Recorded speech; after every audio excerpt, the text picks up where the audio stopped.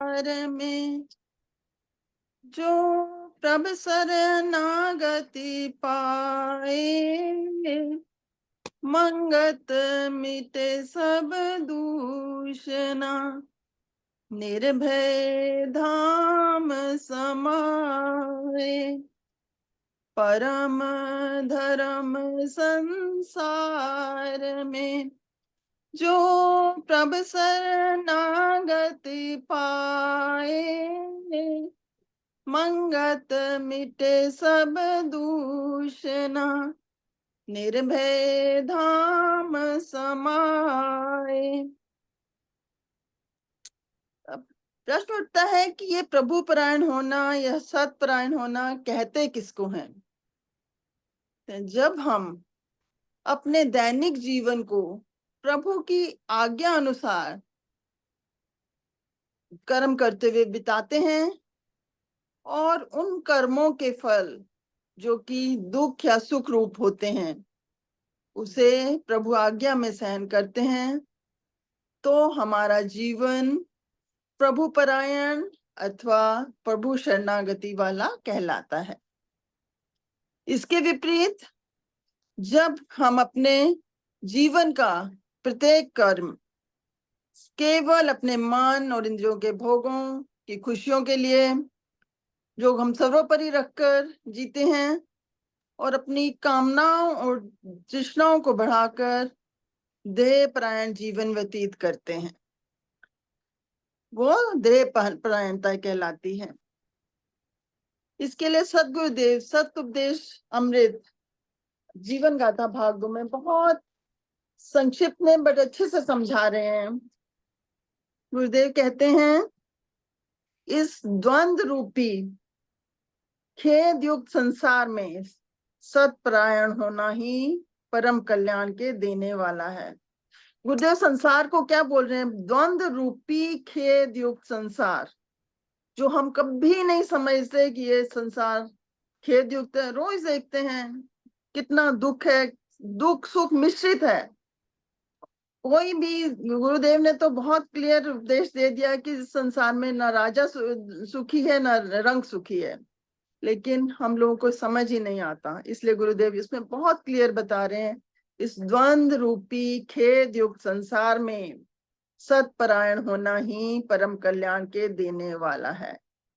और सतपरायण होने से क्षमा, दया, धीरज, त्याग और प्रेम आदि महागुण प्राप्त होते हैं।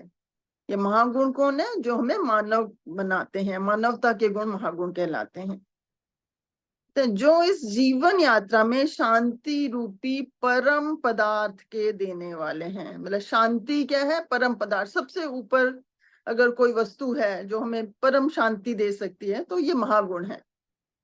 इस वास्ते गुणी पुरुषों का अधिक श्रेष्ठ कर्तव्य यह ही होना चाहिए कि मिथ्या, मान, मद, ईर्ष्या, द्वेष, ये सब मिथ्या है, से अपने आप को हर वक्त सत आधार के बल से निर्मल करते रहें। सत आधार क्या है? ईश्वर का आधार, ईश्वर परायणता। ऐसा यतन ही निर्मल भक्ति और निर्भय पद के देने वाला है। इस वास्ते हर वक्त स्वतंत्र होकर केवल प्रभु आज्ञा में अपने आप को निश्चित करना और जीवन कल्याण की खातिर पवित्र उद्यम को धारण करके, पवित्र उद्यम क्या? निर्मल कर्म, निर्मल ज्ञान को धारण करके सत आचरण में अपने आप को दृढ़ करना ही यथार्थ जीवन है। इस धारणा से ही इस संसार की भयानक अग्नि से कुशलता प्राप्त हो सकती है। इस संसार की भयानक अग्नि क्यों है? क्योंकि ये 3 तापों में जलाती है मनुष्य को, आधि, व्याधि, उपाधि। इस संसार में केवल यही हम पाते हैं। आगे गुरुदेव फरमाते हैं, अधिक से अधिक निर्मल यतन यह ही है कि देह मद की गिरफ्तारी से निर्मल होकर सतपरायणता में जीवन को दृढ़ किया जावे। तभी अंतःकरण के तमाम विकारों से निर्मल होकर कर्तव्य का पालन करने वाला हो सकता है। दोबारा सुनते हैं। अधिक से अधिक निर्मल यतन यह ही है कि देह मद की गिरफ्तारी से निर्मल होकर, मतलब देह परायणता को छोड़कर सत्परायणता में जीवन को दृढ़ किया जावे, तभी अंतःकरण के तमाम विकारों से निर्मल होकर कर्तव्य का पालन करने वाला हो सकता है। वह पुरुष अधिक इस पवित्र अनुराग के बल से निर्मल भक्ति यानी सतनाम निध्यासन को प्राप्त करके ज्ञान स्वरूप आत्मा में सावधान होकर परम पद अखंड शांति को प्राप्त होता है। उसका जीवन, उस सत्परायण मनुष्य का जीवन इस संसार में दुर्लभ है। गुरुदेव कहते हैं अगर हम सत्परायण होते हैं, बहुत दुर्लभ है, क्योंकि हम हमेशा देह के मद में, देह के मोह में ही विचरित रहते हैं। इसके लिए गुरुदेव की एक वाणी में भी कुछ शब्द हैं। तू ही तू सर्व सुख राशि, नित आनंद पुरख अवनाशी, तेरी शरण सब ताप निवारे, दुख पर हर सुख हाँ विचारे, तेरी शरण में शांत पर गासे, अगम स्वरूप मिले निर्वासे, तेरी शरण बुध उज्ज्वल कीजे, भाव भगत रस नाम लखीजे, तेरी शरण जन्म मरण निवारे, सत स्वरूप में जाए पधारे। गुरुदेव क्या कहते हैं इसमें कि तेरी शरण सब तापों का नाश करने वाली है, सारे सुखों की राशि है, आनंद की खान है। शांति सिर्फ तेरी शरण में आने से ही मिल सकती है, जो सच शांति है, सच्चा आनंद है। बुद्धि को उज्जवल करने वाला, भक्ति रस देने वाला सिर्फ प्रभु के शरणागत होने से ही प्राप्त होता है। हमारा जन्म मरण मतलब आवागमन का जो सबसे भयंकर दुख है, उसका निवारण भी सिर्फ प्रभु के शरणागत होने पर ही प्राप्त होता है। एक छोटा सा प्रश्न लेते हैं, समय की पाबंदी रहती है, बट बहुत सारा इस पर बहुत गुरुदेव ने इतना अच्छे से समझाया हुआ है।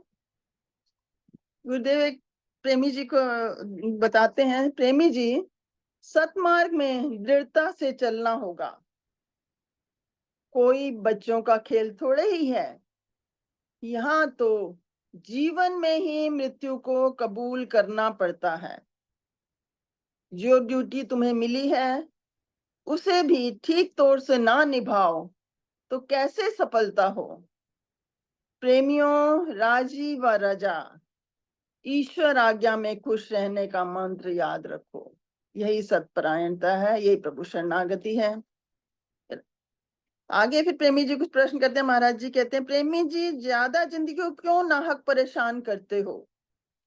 ज्यादा चक्कर में पड़ने की जरूरत नहीं है, ना ही अधिक सोचने की तथा विचार करने की जरूरत है।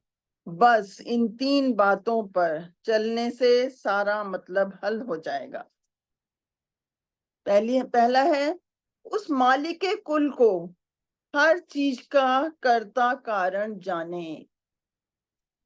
दूसरी बात बताते हैं गुरुदेव, अपने आप को हर वक्त बिना किसी हील व हुज्जत के यह समझे कि मैं उस मालिक के कुल के हुक्म के अंदर हूं और जो कुछ भी होता है उसकी मर्जी से होता है।